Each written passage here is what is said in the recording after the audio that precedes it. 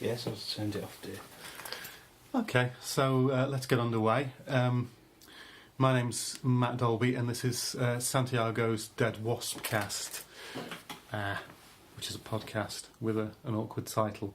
So, there's me, and if you want to introduce yourselves, or if you don't, just recuse yourself from introducing yourself.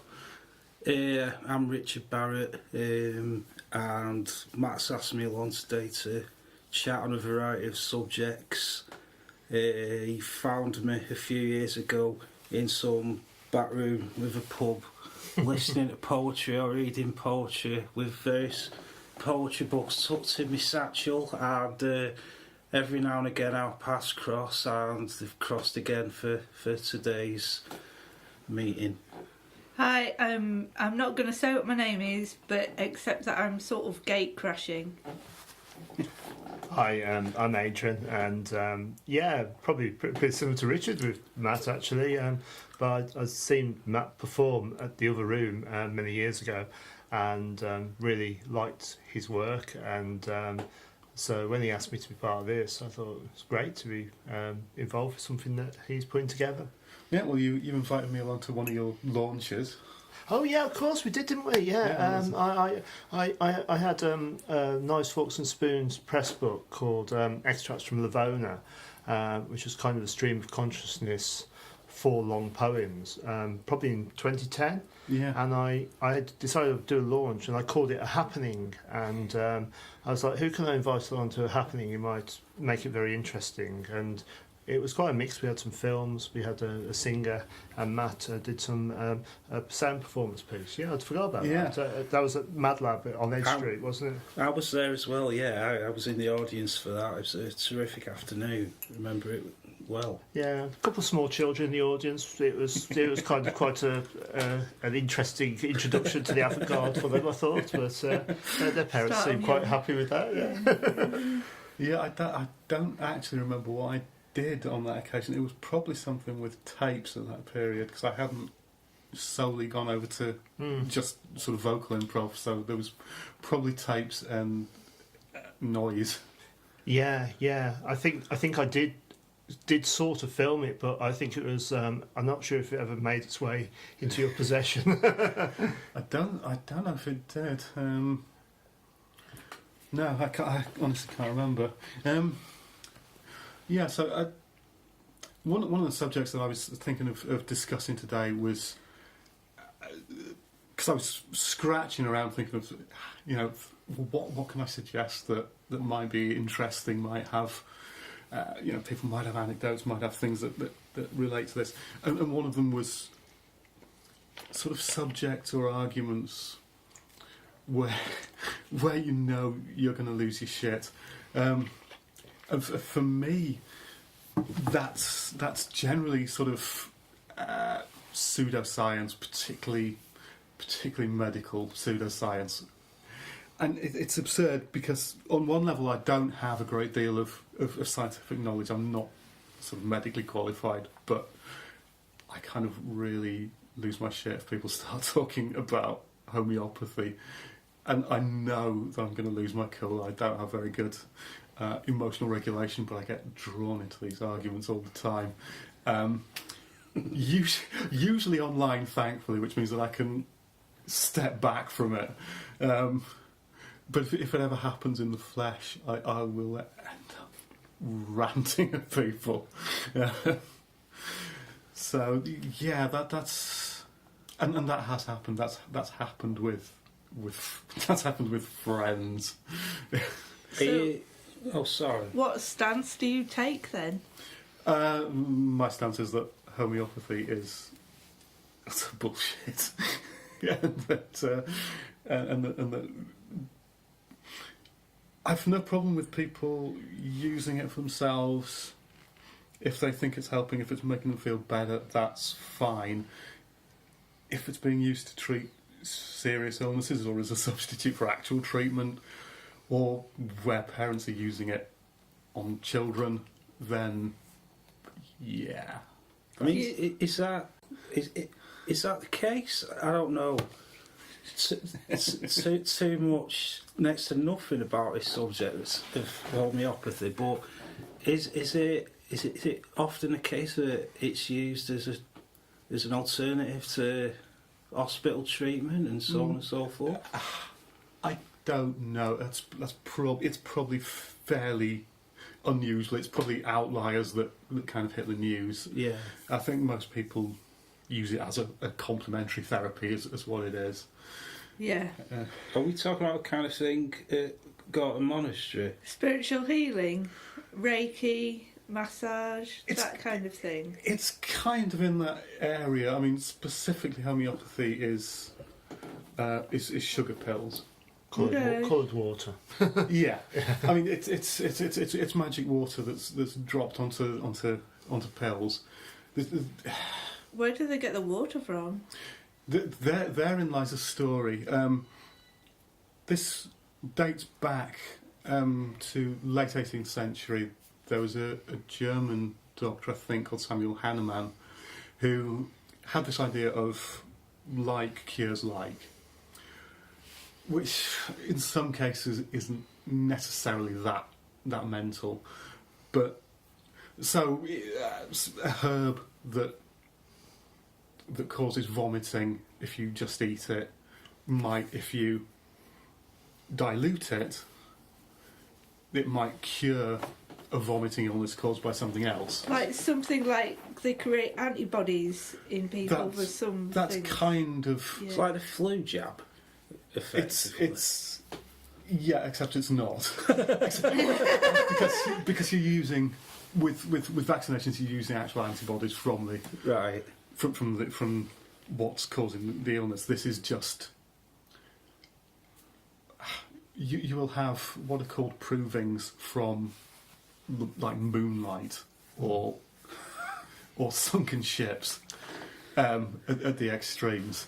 You know, it's generally it's something that causes the symptoms rather than something that actually causes the illness.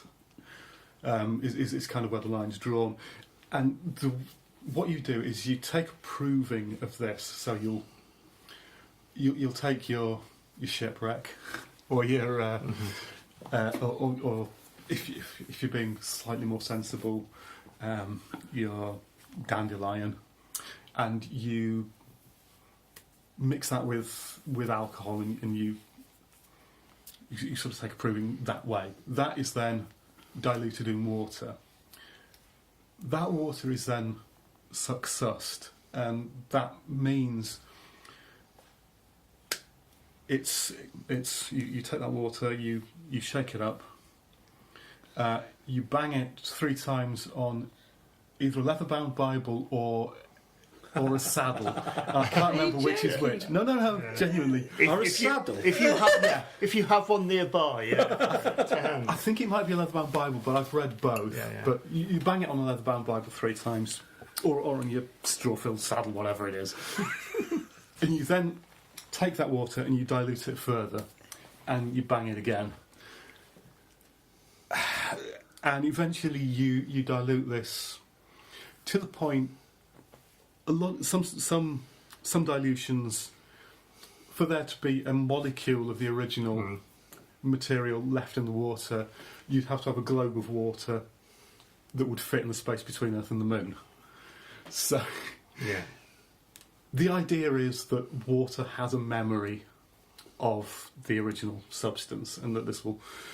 So, scientifically, it's improbable, to say the least, that this That's would work. polite. So you say that was a 19th century German who... 18th century. 18th century. That's really interesting, because the thing that immediately comes to mind for me with that, which I didn't know that, is I'm sure some of you may have read The Golden Bough, but you know, this is really essentially empathic magic, isn't it? Yeah.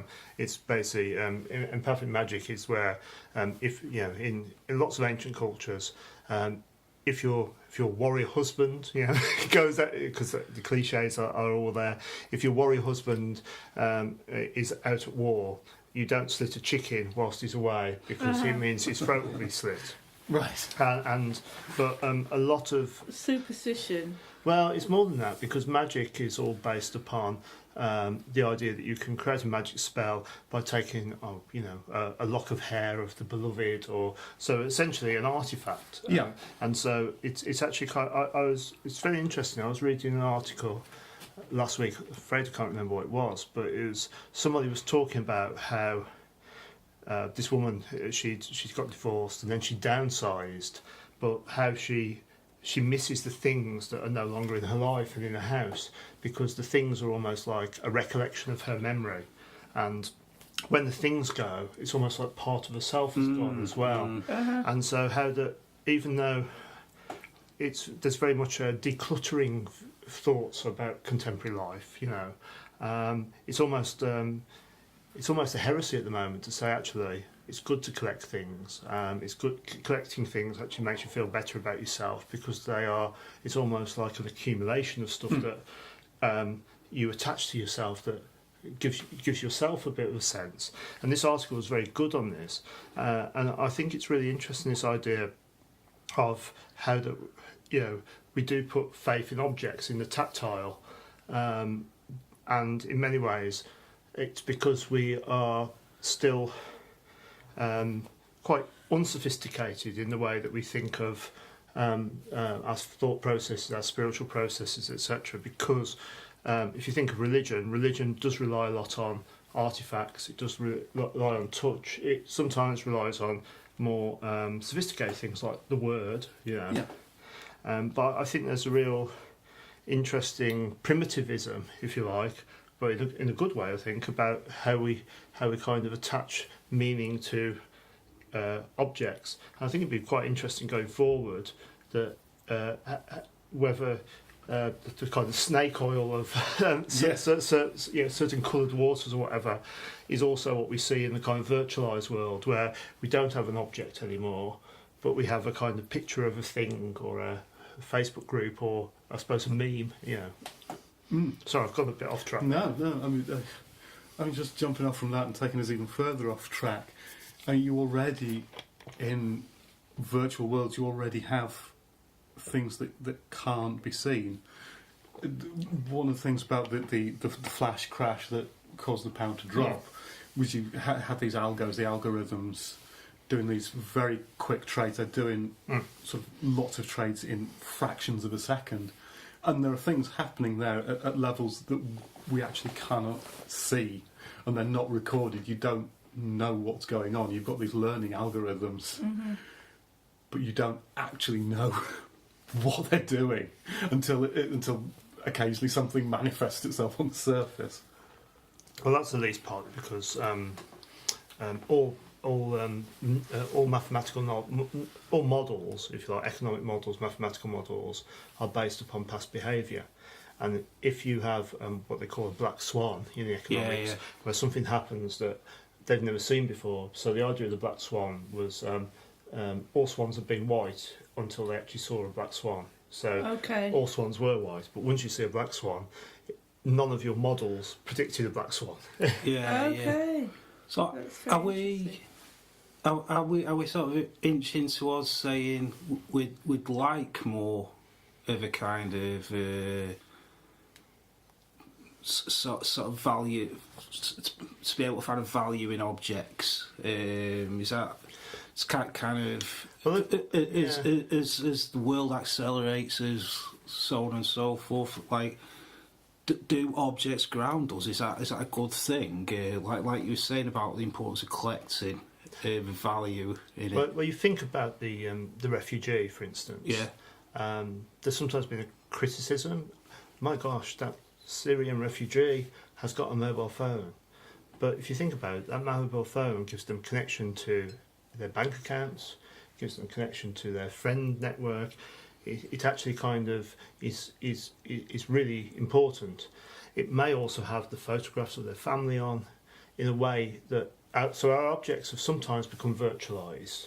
I think there's another side to this, which if you look at the new masters of the universe, the Facebooks, the Elon Musk and people like that, who are trying to predict our future.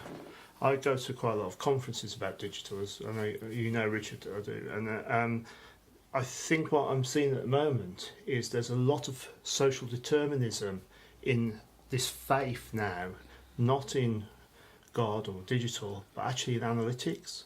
And I think that's what you're kind of describing there. And it's almost like saying, we now have this faith. And certainly when I go to the doctor, so a traditional doctor for, check my blood pressure or to check my eyes because I have an eye condition, he spends most of his time looking at a screen and actually looking at the screen to say, well, we've checked your blood pressure and this decreases your chance of a heart attack by 10% because you've done this. Yeah. And he's actually applying an analytic to me. Now, it's a good analytic in the sense that it's been used. I have a friend who works for a startup in New York who does ontologies for cancer within... an ontology is basically a description of information, basically. Right. And in America, we haven't got one health service, so the individual health companies, although they provide the information, because they're supposed to, it takes third-party companies to aggregate that information to actually work out which treatments are most effective in kind of cancer, if you like. So it's research and evidence bases and statistics and... Yeah, and you get enough, they call it big data sometimes. Yeah. So does this mean that some of that data about treatments, that is effectively intellectual property? Yeah, I think in America it is. I think in America it does class as intellectual property, and so a company can then kind of make the value on it. Yeah. I think in the UK issues are more... I'm part of a large-scale trial, which some of you may also be part of, called Biobank, which is a 10-20 year trial in the northwest. I think. I've heard of that. What's that? Yeah, lots of people were selected, by it's probably randomly. blind. Yeah, and about 5 years ago, I went to Burley Fields for a full health check, like blood and whatever. And since then, I was given a wristband to check kind of resting heartbeat and stuff for a week, and there's a load of different tests they do on this large cohort of people, basically. And I was part of it mainly because my dad's had various health problems from his late 50s onwards, and so it might not help me, but it might help other people. But it's that kind of collectivism that I think is quite important. Yeah, although I guess now in the 5 years since that started, you've now got wearable tech that's doing some of that detecting anyway on a much bigger cohort of really effectively volunteers who don't necessarily know where that data's going or what it's being used for.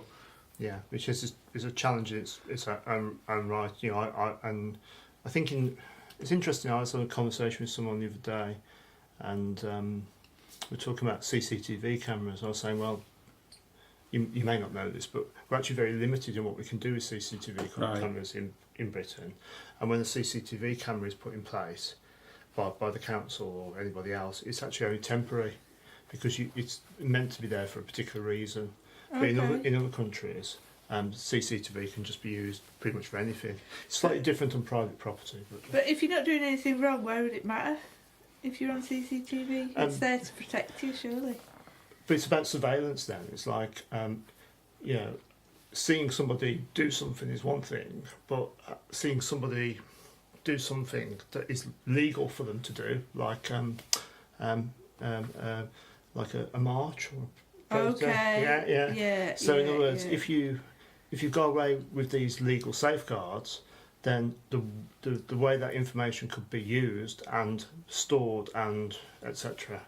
could be potentially used for a political. Well, used for illegal reasons. Because it is illegal to have illegal surveillance of people. My history teacher at school, when I was about 14, told us all that don't go on too many marches because they take your photographs, and if you start appearing on too many photographs, the CIA or whatever it's called in this country.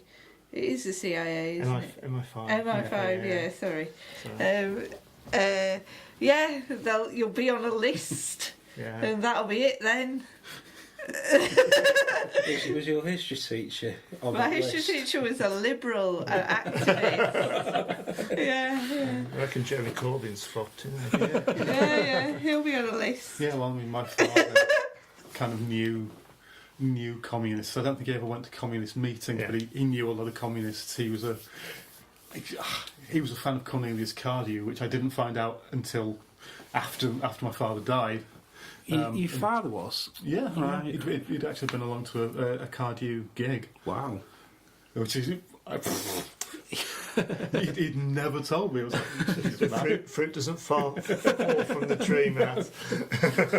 oh, well, this is right. So, yeah, presumably he was probably on a list. Also being kind of... But, yeah, Subversive. Was your father a cleric? he was a vicar, yeah. Yeah. Wow. Yeah, he was a cleric. He was in a Dungeons and Dragons game. Plus 10 mace. It's quite extreme, isn't it? To have like strong beliefs, to have such strong beliefs about things. Yeah, I mean, as far as my dad as a vicar went, he was very much... He's odd. He was an odd mix. He was kind of socially progressive and liberal, but in terms of theology, he was quite Catholic in the sense of sort of quite close to high church Catholic sort of mysticism. I'm not by any means an expert in theology, but he read a lot of kind of late 19th century German theologians. The one who springs to mind is Schleiermacher, who had a whole thing about... because it was German theologians who'd kind of gone through... I think who'd done the higher criticism, going through the Bible kind of line by line, Wow. and sort of saying, you can't necessarily take this at face value. Some of this is analogy, some of Metaphorical. this didn't happen. Schleiermacher kind of took, as far as I remember, and I'm sure people will correct me if I'm wrong, but as far as one of his positions was that you can ignore that. It doesn't matter. You can still have the Bible as useful teaching. You don't have to take it literally, but you can rely on faith. And there's a kind of image of lying in a field and just sort of letting stuff happen to you. Do we... I mean, what do we think of... Does faith have a role in our own lives? Talking about four of us, however we might define faith. Obviously, there's like the traditional religious way of thinking about faith, but I mean, I guess I have a kind of perhaps naive, bumbling half belief that things will work out all right in the end. It's good. which bears some relationships to faith. I'm sure it does constitute a faith. So, in our own lives, how do we? What are our relationships with faith? However we might define that faith. I think with me, it's probably, although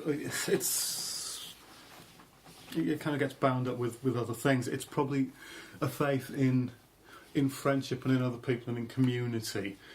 Although, having said that, I don't socialise as much as I'd like because autism and being a bit shit at these things. But there's that there, which is about as close as I come.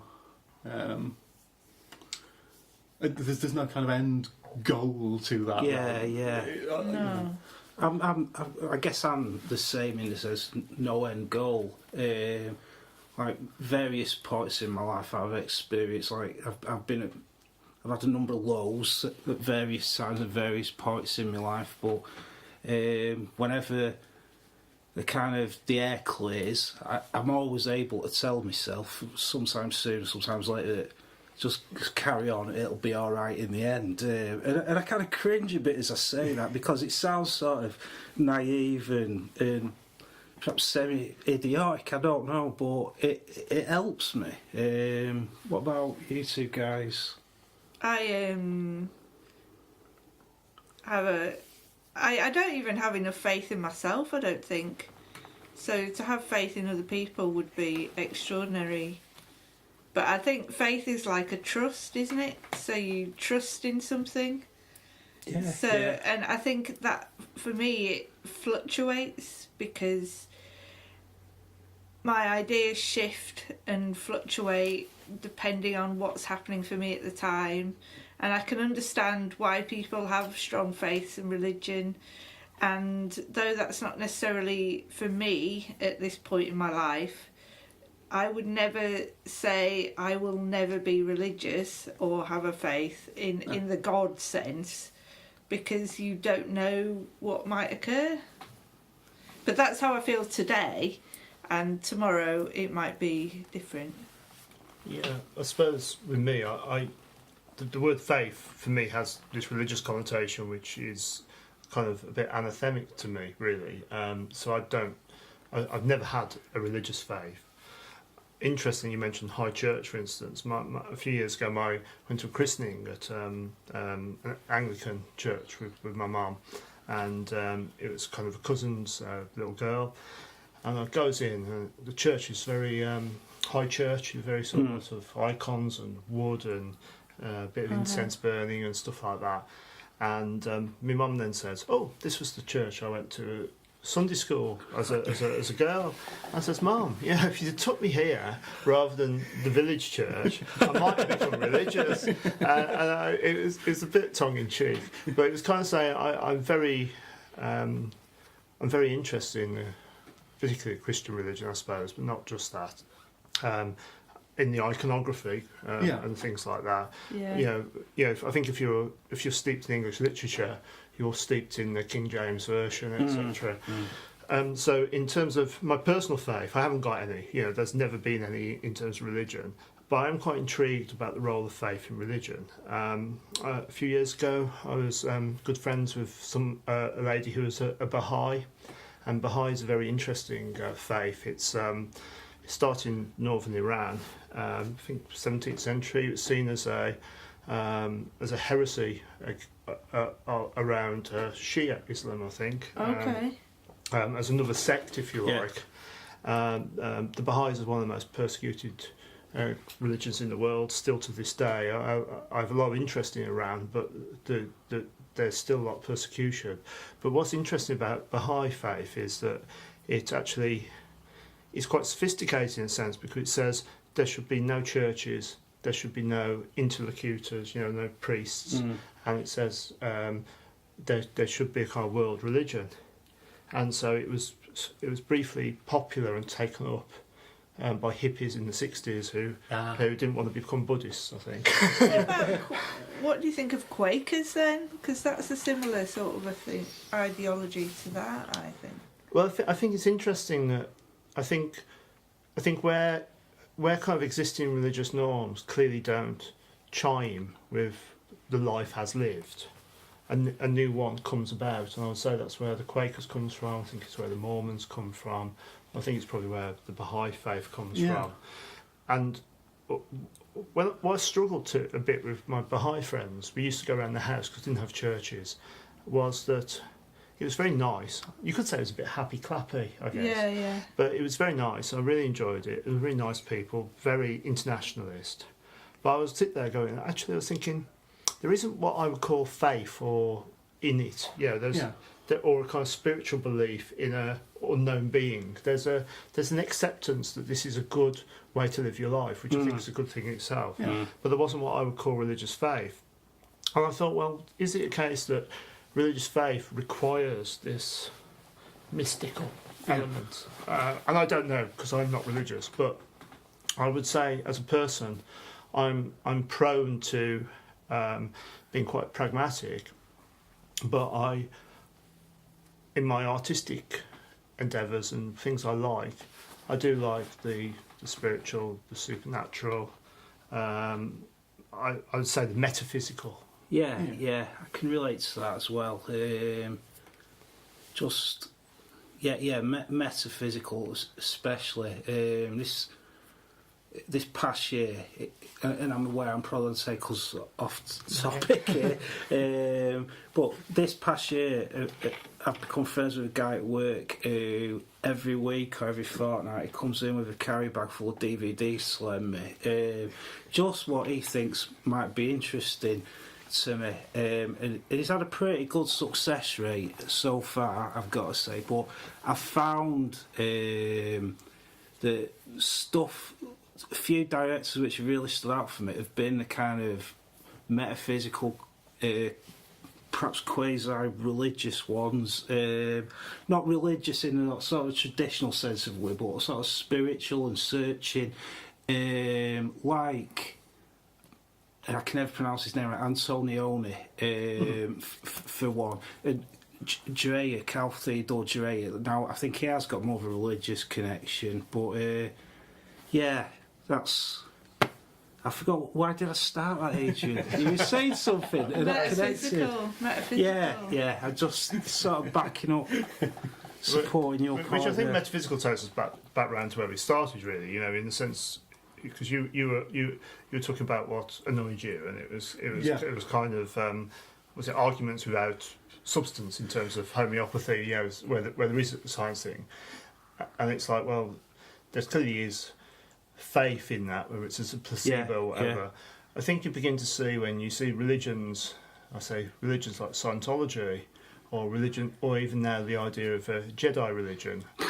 Yeah, I don't know if you've ever read Will Self's The Book of Dave. I've not read that. No. Yeah, it's my favourite of his books. It's almost a masterpiece. I think almost is always a good way to refer to Will Self. It basically sees a world, Britain, that is flooded. So the only places that exist anymore are like high places like Hampstead Heath and stuff like that above water, and society broke down.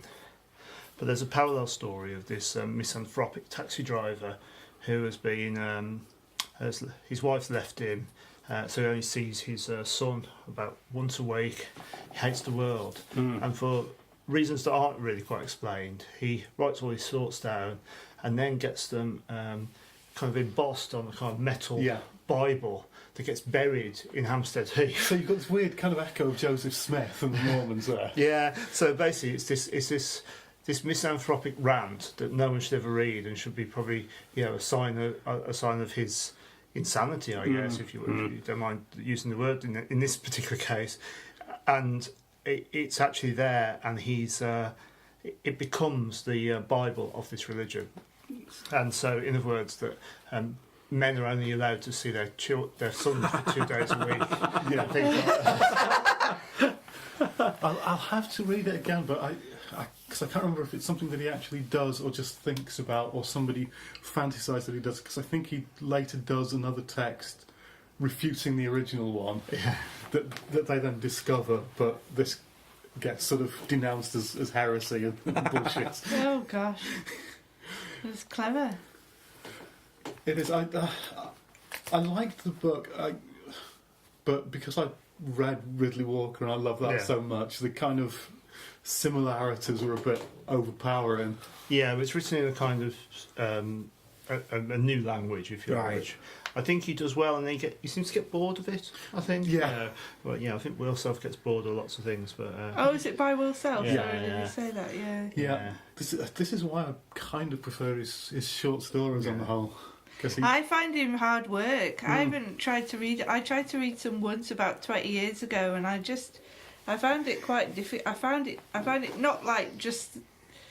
I found the content difficult. I can't even remember what it was about now, the one I tried to read, but I found it quite difficult to feel comfortable reading it.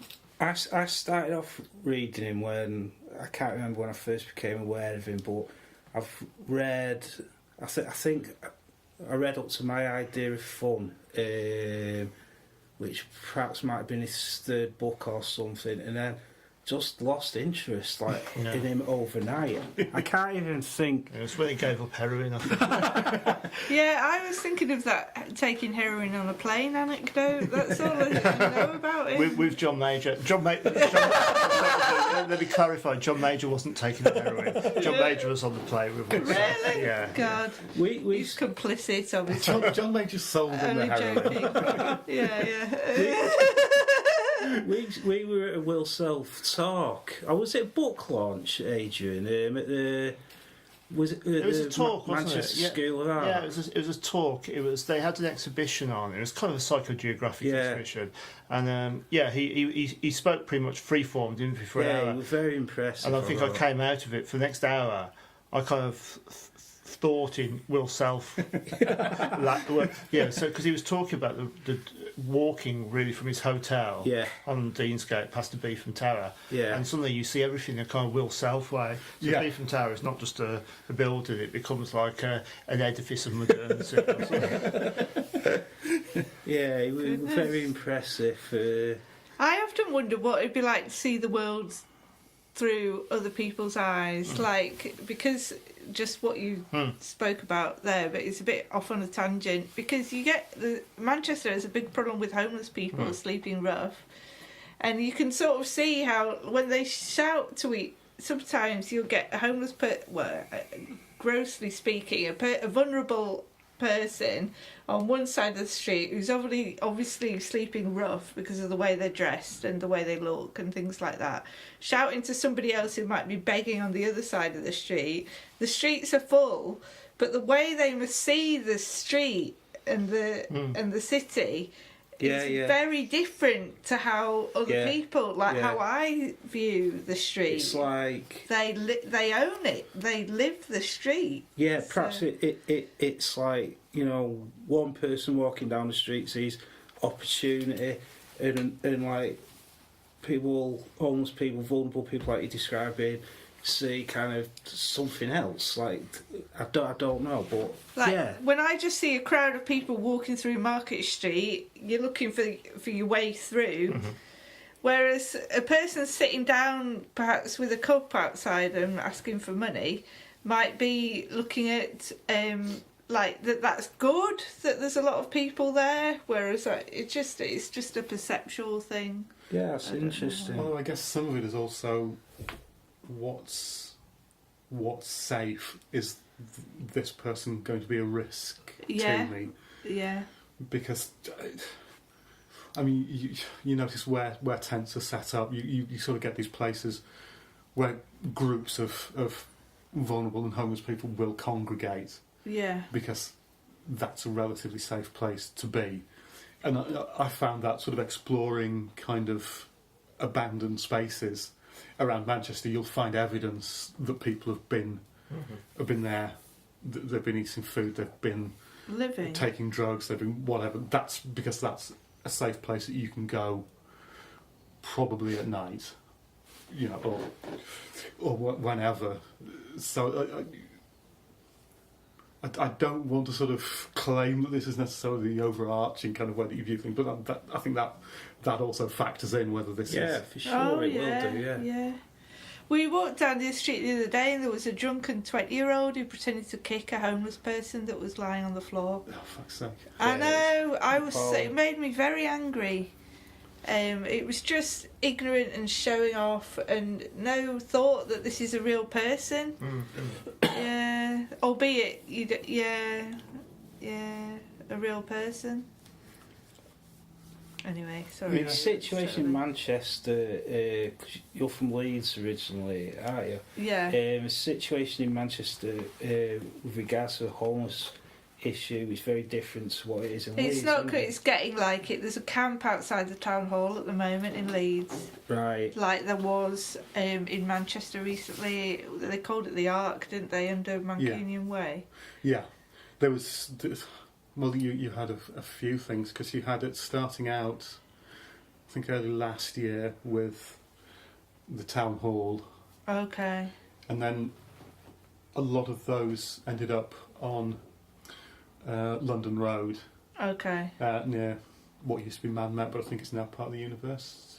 Yeah, that's the bit I mean. They had gates and everything. It was kind of more of a camp.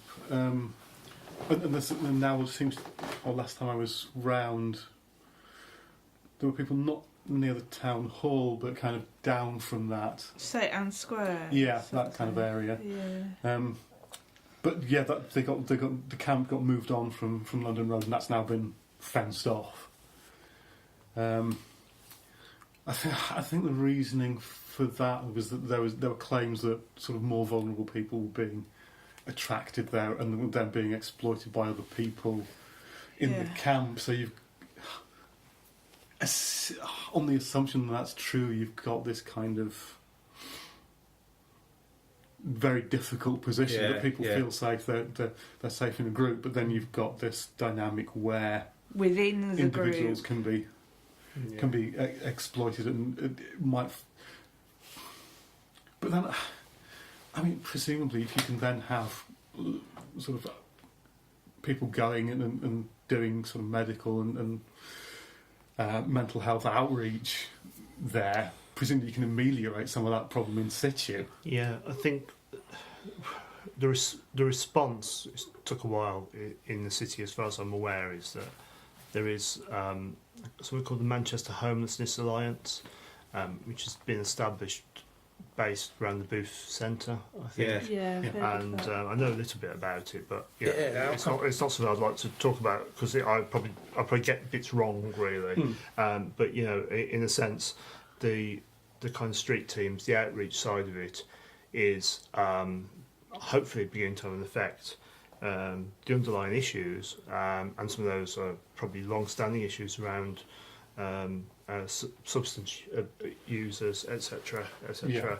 But trauma, abuse. As well as changes in the laws where younger people in particular are not classed as homeless in the way that they might have been 10 years ago. No, there's not as much housing benefit, is there? Not as much housing benefit. So. And of course, we now have this brilliant idea to move children's social care into the private domain.